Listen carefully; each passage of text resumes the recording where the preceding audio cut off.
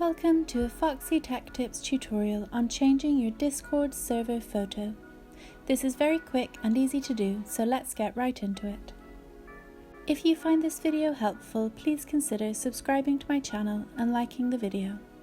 I'm doing this on PC. It will be the same if you are on mobile, but some of the buttons may be in different positions. Launch Discord and open your server. From here, click on the drop-down menu arrow beside your server name at the top left of the page. Then click on Server Settings.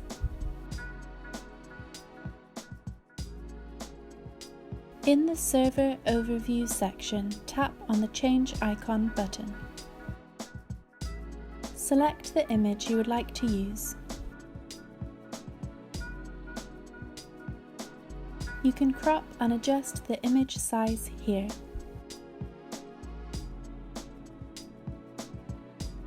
When it's the size you like, click Apply at the bottom here. Then click Save Changes at the bottom right of the screen. Your Discord server photo has now been changed. And that draws an end to this tutorial. Please like the video if you found it helpful and subscribe to Foxy Tech Tips for more Discord tips and tricks.